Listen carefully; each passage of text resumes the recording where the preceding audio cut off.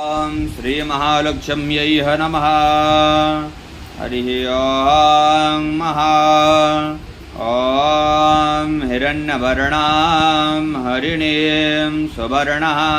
रजस्रजां चन्द्रमां हिरण्मयीं लक्ष्मीं जातवेदो मया वः तामयावः जातवेदो लक्ष्मीमनपगामिनी यस्यां हिरण्यां बिन्देयां गामस्वां पुरुषानः अश्वपूर्वां रथमध्यां हस्तिनादा प्रमोदिनीं श्रियं देवी मुम्बये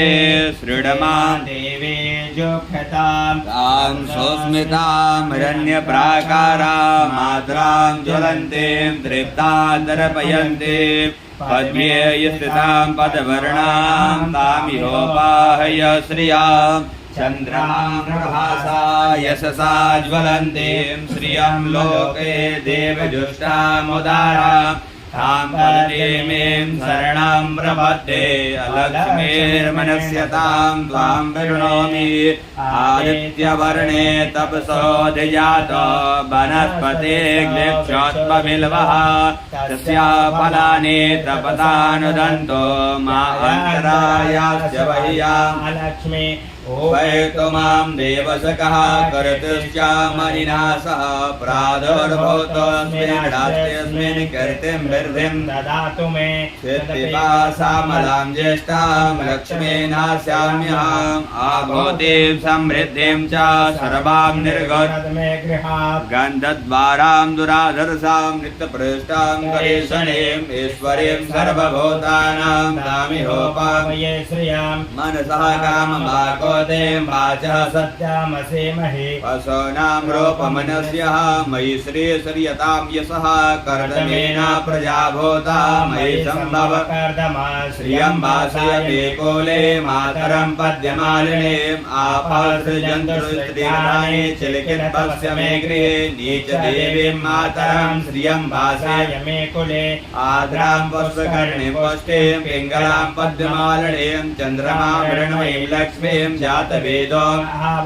आद्रां यः कर्णीं यष्टिं सुवर्णाभेममालिनीं सूर्यां मृण्मयीं लक्ष्मीं जातवेदो आवह कामयावः जातवेदो लक्ष्मीमनपगामिनीं यस्या हिरण्यं प्रभूतं गावो दास्वस्वान् विन्देयं पुरुषः नः व्यासोची प्रियतो भूत्वा जुह्यादाजमन्वहां सुक्तं पञ्चदशं च श्रीकामः सततं जपेत पद्यानने पद्यवे पद्यप्रियत्रे पद्यप्रिये पद्यदालायताक्षे विश्वप्रिये विष्णुमनुकूले तत्पादपद्यमयेन्द्रस्वा पद्यानने पद्योर पद्याक्षे पद्सम्भवे तन्मे भजसि पद्माक्षी येन सौख्यं लभाम्यहमस्वदायै गोदायै धनदायै महाधने धनं मे जो देहि सर्वकामाच देहि मे पुत्र पौत्र धनं धानं हस्तये स्वास्वतीर्थं प्रजानं भवसि मादा आयुष्मन्तं करोतु मे धनं अग्निर्धनं वायोर्धनं सूर्यो धनं वसः धनमिन्द्रो बृहस्पतिर्वरुणो धनमपीवना वैनतेयं सोमं पीबतु वित्रः सोमं धनस्य सोमिनो मह्यां ददातु सोमिनः न क्रोधो जनामातस्य न लोभो न शुभामतिः भगवती कृतपुण्यानां भक्तया श्रीशुद्ध्यापिरां सरसी निलये सरोजहस्ते धवलधरां सुगन्धमाल्यशोभे भगवति हरिवल्लभे मनोगे त्रिभुवन भौतिकरी प्रसिद्धमहयां विष्णुपत्नीं च मां देवीं माधवीं माधवप्रियां लक्ष्मीं प्रियां सखीं भौमीं नाम्याच्युतवल्लभां महालक्ष्मी च विद्महे विष्णुपत्न्यै च धीमहि तन्नो लक्ष्मी प्रचोदयात् आनन्दकर्दमः श्रीजगद्यति विश्रुताः ऋषयः हरिः पुत्राश्च देवे देवकामतः रोगादिदारिद्र्यः पापयुक्तमृतवः भयशोकामनस्ताप्यानुसन्तु मम सर्वदा श्रीर्वर्जस्य मायुष्य आरोग्यमभिलाभ्यमानं महीयते धनं दानं वसो बहुपुत्रलाभं संवत्सरं दीर्घमायुः। हरिः ॐ श्रीमहालक्ष्म्यै नमः। ॐ श्रीमहालक्ष्म्यै नमः। ॐ श्रीमहालक्ष्म्यै नमः।